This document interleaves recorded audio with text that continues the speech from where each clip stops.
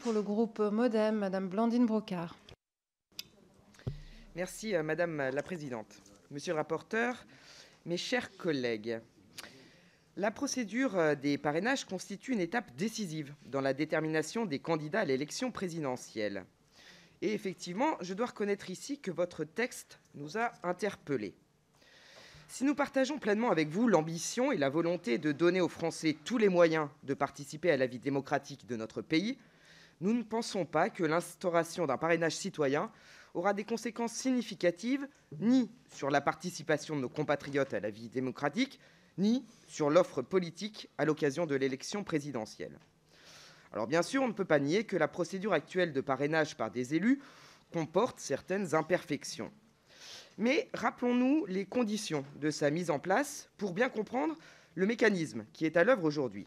Alors en 1962, au moment où a été instaurée l'élection du président de la République au suffrage universel direct, un système de filtrage avait été établi afin d'empêcher que des candidats fantaisistes puissent se présenter.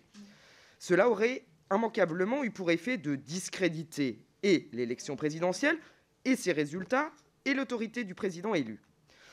Voici d'ailleurs ce que disait le général de Gaulle, je le cite, « Il faut bien éviter l'énergumène qui jettera le trouble. » Cependant, il tenait fondamentalement à ce que, et je le cite à nouveau, « une personnalité libre de toute attache partisane, ne disposant d'aucun appareil de soutien, eut une chance de briguer les suffrages. » Fin de la citation.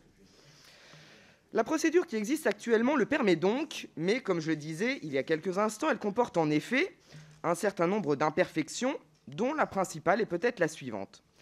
Elle peut ainsi placer des candidats dans une position inégale entre ceux qui disposent d'un réseau d'élus grâce à leur parti politique et ceux qui doivent aller chercher un par un les parrainages, vous l'avez mentionné. C'est pourquoi la loi du 6 novembre 1962 et plusieurs évolutions étaient apportées au mécanisme de parrainage et continueront certainement de l'être, avec toujours en ligne de mire l'objectif de permettre une meilleure lisibilité du scrutin et d'éviter un éparpillement de voix. Mais cette procédure a aussi des mérites qui me semblent fondamentaux.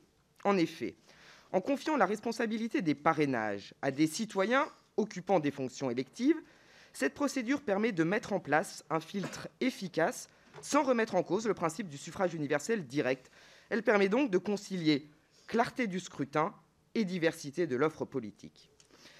Chers collègues, vous le savez certainement, les élus qui donnent le plus leur parrainage sont les maires, et les choix des maires ressemblent à certains égards aux choix des citoyens.